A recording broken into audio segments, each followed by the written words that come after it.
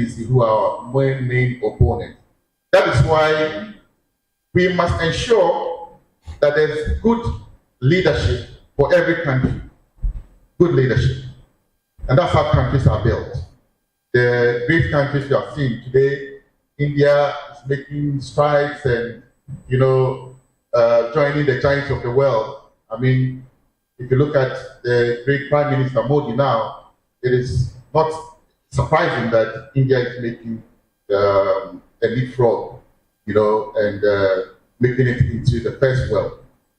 Africa has to catch up with the rest of the world, and to do so, we have to produce more vibrant leadership who would also have the foresight and the vision to take Africa forward.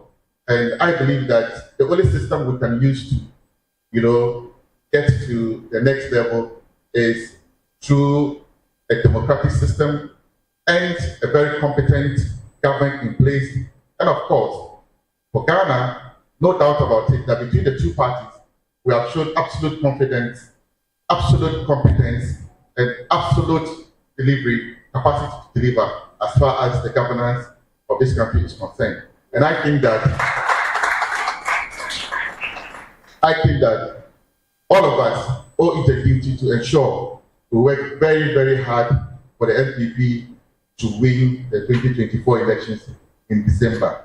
It's for the good of our tradition to ensure that that happens, so that our other colleagues who are also going into elections in America, and I think two parties, right, together with NPP are going to elections this year, we all come out victorious, just like our friends in India, have done.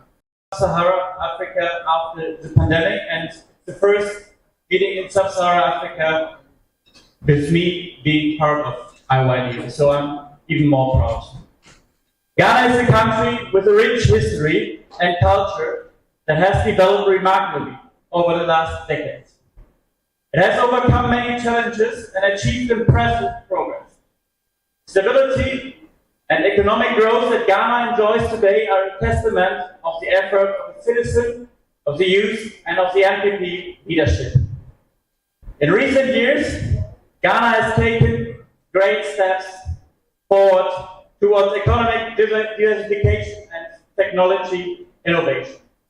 Investments in education and health have improved the lives of many people and laid the foundation for sustainable development.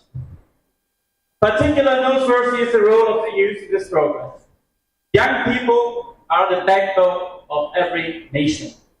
And in Ghana, we see a commitment, motivated and talented young generation ready to take responsibility and shape the future. The upcoming elections are another opportunity for Ghana to solidify its democratic principles and pave the way for an even better future. The NPP has proven that it has the visions and ability to move Ghana forward. It's the connection that we build at such international forum and governance. That is what defines what we want to do.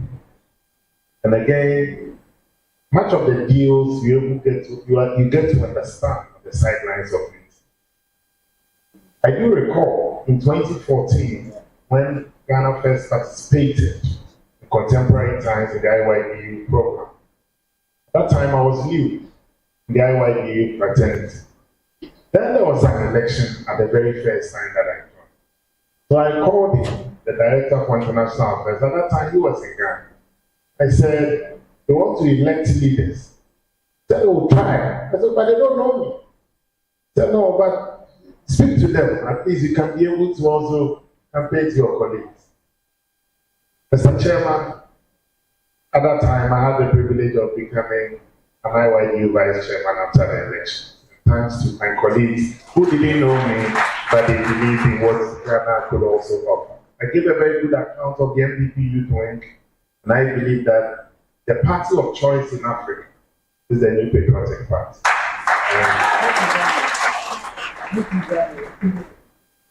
Then in just a year, they said there was another election. This time in faraway Brazil. Where's Bruno? Good to see you. So there was another Bruno in the team.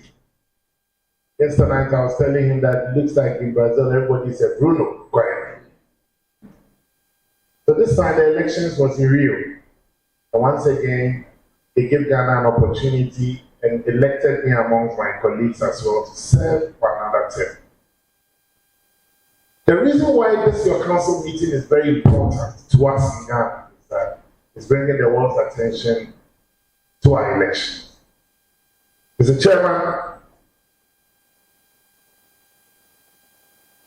I know you've been following some of the polls about whether the NPP will win or whether the NPP will not win. But I can tell you, the NPP will win this election on strategy. Most of our people use it for gossip and also, well, I'll leave it there. But we do not use it for the benefit of what we want to achieve. So I think that looking out for opportunities, staying put, and also understanding your environment and having the confidence to move to the next level gives you that edge to participate. But they don't come on a silver platter. And moderator, nobody will call you and say, I want you to be MP, I paid everything for you, come and sit there and swear with me. So you need to show that first step. Absolutely. Some through the social media, some through conversation. The biggest block that we face in this election is the Gen Z.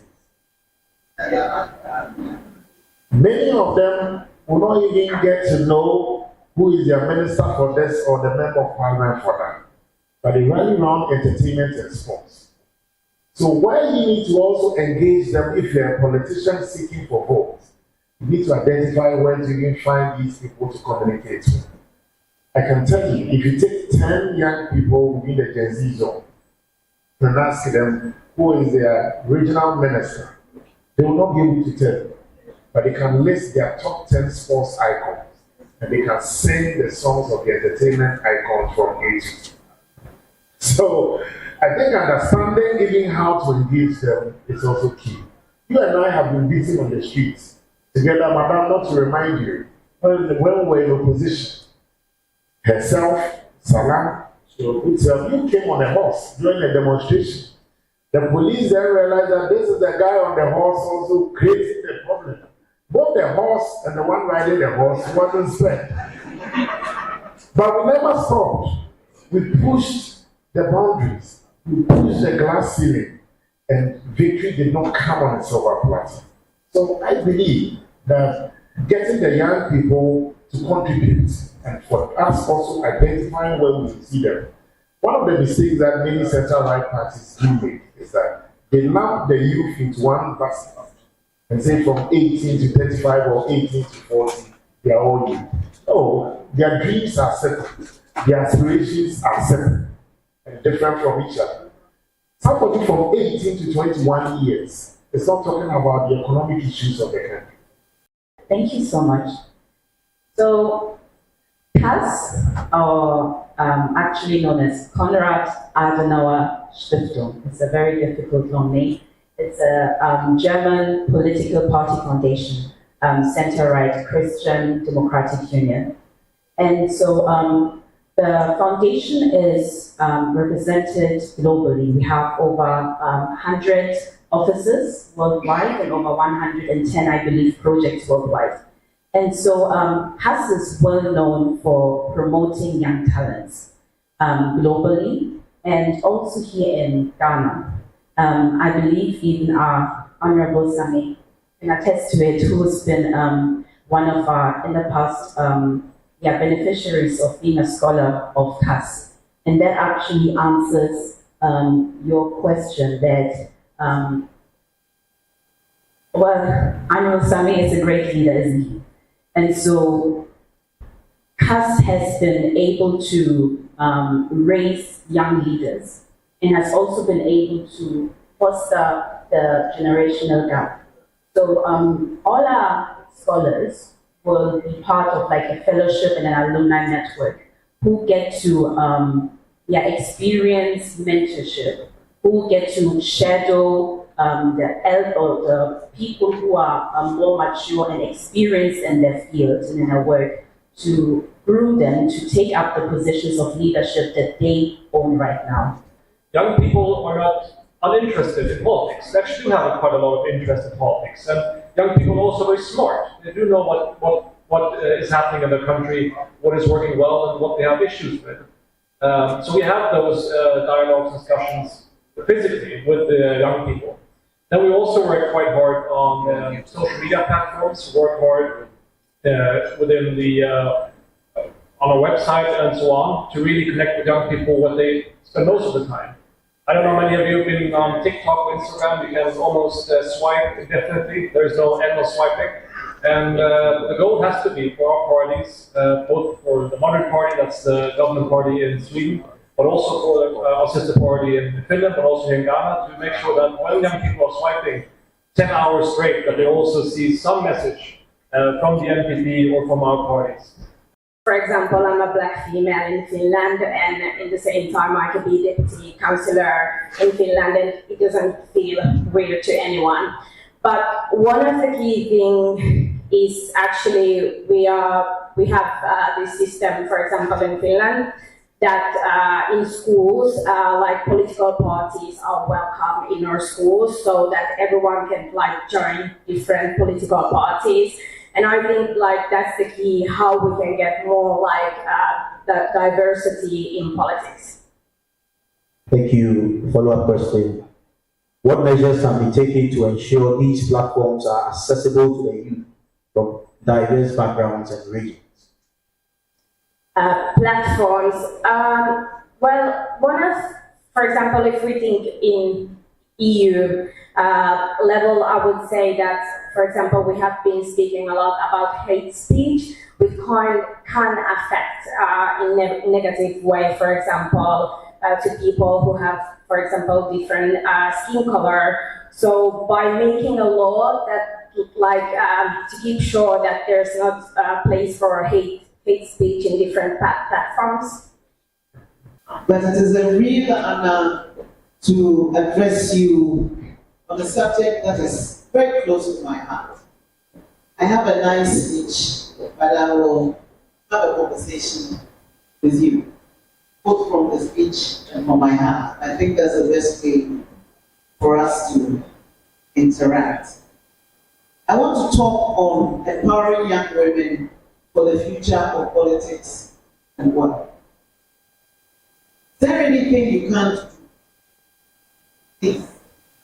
If you really want to and you put your mind to it, is there something that you can't do? I don't think so.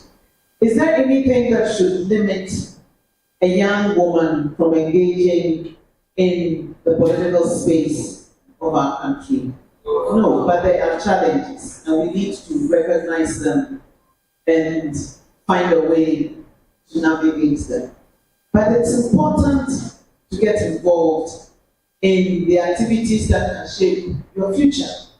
And that's what politics does. If you don't get involved, people take decisions that you may or may not like, that will impact on your future. But at which level do you get engaged in the politics of our country? Well, you must have an interest in what's going on around you. You must have an interest in the governance of your country. You can start from school.